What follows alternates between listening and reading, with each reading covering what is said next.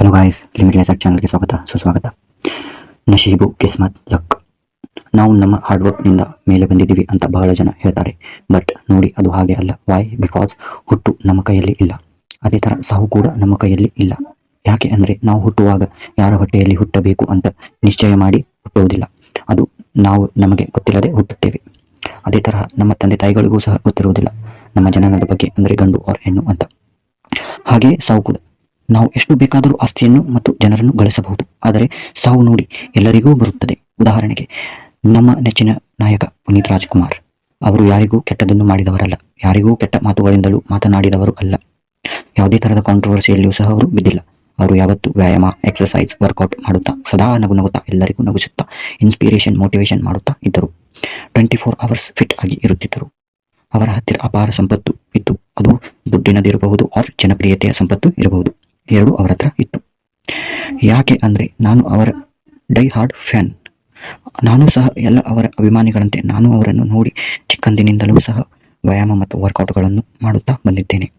ಮತ್ತು ನಾನು ಸಹ ಒಂದು ಸದೃಢ ದೇಹವನ್ನು ಹೊಂದಿದ್ದೇನೆ. ನನ್ನ ಬಾಡಿನೂ ಸಹ ಸ್ವಲ್ಪ ಅವರಂತೆಯೇ ಕಾಣುತ್ತದೆ.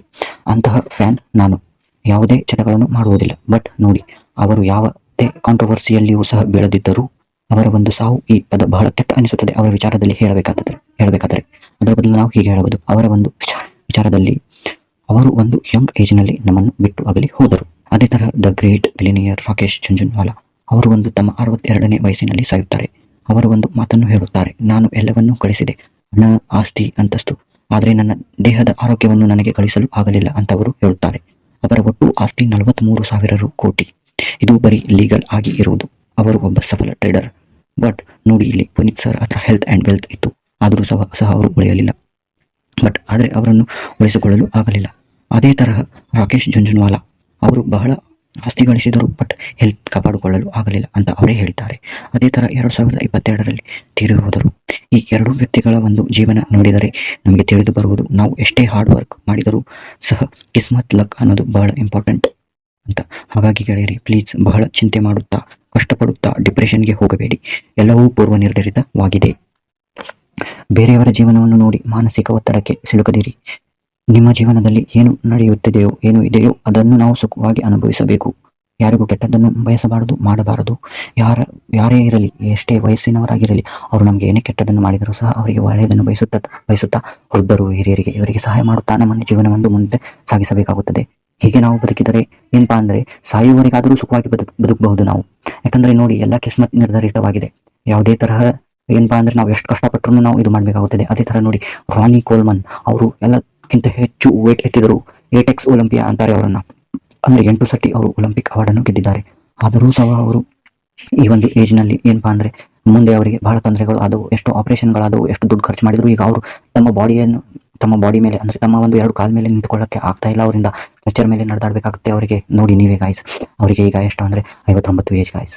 ಈಗ ಒಂದು 5-6 ವರ್ಷಗಳ ಹಿಂದೆ ಅವರು ಸದೃಢವಾಗಿದ್ದರು, ಈಗ ಅವರ ಹತ್ರ ಇಲ್ಲ. ಅದೇ ಥರ ಗಾಯ್ಸ್, ನಾವು ಎಷ್ಟೇ ಹಾರ್ಡ್ ವರ್ಕ್ ಮಾಡಿದ್ರು ಕಿಸ್ಮತ್ ಅನ್ನೋದು ಏನಿದೆ ಅಲ್ಲ, ಅದು ತನ್ನ ಒಂದು ಕೆಲಸ ಮಾಡುತ್ತದೆ ಗಾಯ್ಸ್. ಸೊ ಯಾವುದೇ ಥರ ಮಾನಸಿಕ ಆಗಬೇಡಿ. ಯಾರೇ ಕೈ ಕೊಟ್ಟರು, ಏನೇ ಬ್ರೇಕಪ್ ಆದರೂ ಅದರಿಂದ ಓವರ್ಕಮ್ ಆಗಿ ಸುಖವಾಗಿರಿ, ನಗ್ನಗ್ತಾ ಇರಿ. ನೋಡಿ, ಲಾಸ್ಟಿಗೆ ನಿಲ್ಲೋದು ಯಾರಂದರೆ ನಮ್ಮ ಪರವಾಗಿ ತಂದೆ, ತಾಯಿ, ಅಕ್ಕ, ತಂಗಿ, ಅಣ್ಣ, ತಮ್ಮ ಏನು ನಾವು ಮನೆಯಲ್ಲಿ ಏನಿರ್ತೇವಲ್ಲ 4 ಜನ ಏನು ಹುಟ್ಟಿರ್ತೀವಲ್ಲ, ಅವರೇ ನಿಲ್ಲೋದು ಗಾಯ್ಸ್. ಒಂದು ಟೈಮ್ ಬಂದಮೇಲೆ ಅವರು ನಿಲ್ಲೋದಿಲ್ಲ, ಅವರು ಕೈ ಬಿಟ್ಟು ಹೋಗ್ತಾರೆ. ಎಲ್ಲ ಕೈ ಬಿಟ್ಟು ಹೋಗಬೇಕಾಗುತ್ತೆ ಗಾಯ್ಸ್. ಓಕೆ, ಈ ಜಗತ್ತೇ ಆ ಥರ. ನೋಡಿ, ನಾವು ಕಸ ಹುಡುಗಿದ್ರೆ ಮತ್ತೆ ಧೂಳು ಬರುತ್ತದೆ. ಆ ಧೂಳು ಎಷ್ಟು ಸತಿ ನಾವು ಕಸ ಹುಡುಗಿದ್ರೂ ಧೂಳು ಬರುತ್ತೆ. ಯಾಕೆ?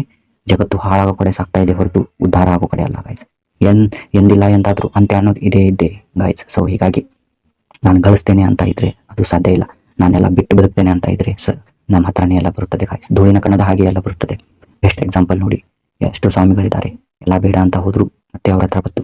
ಗೌತಮ್ ಬುದ್ಧ, ಸಿದ್ಧಾರ್ಥ ಅವ್ರ ಮನೆ ಬಿಟ್ಟು ಹೋದರು. ಓಕೆ, ಜಂಗಲಿಗೆ ಹೋದ್ರು. ಆದರೆ ಅವ್ರ ತಪಸ್ ಮುಗಿದ್ಮೇಲೆ ಮತ್ತೆ ಅದೇ ರಾಯಲ್ಟಿ ಅವ್ರ ಹತ್ರ ಬಂತು. ರಾಯಲ್ಟಿ ಅಂದ್ರೆ ಏನು? ಜನ ಅವ್ರ ಹತ್ರ ಬಂದರು. ಅಂದರೆ ಅವ್ರಿಗೆ ಏನು ರಾಜ ಮರ್ಯಾದೆ ಸಿಗಬೇಕಿತ್ತು, ಅದು ಅವರಿಗೆ ಸಿಗ್ತಾನೆ ಹೋಯ್ತು. ಈಗೂ ಸಿಗ್ತಾ ಇದೆ ಗಾಯ್ಸ್. ಹಾಗೆ ಬದುಕೋಣ ನಾವು. Okay, thank you guys. ಮುಂದಿನ ವಿಡಿಯೋದಲ್ಲಿ ಸಿಗೋಣ.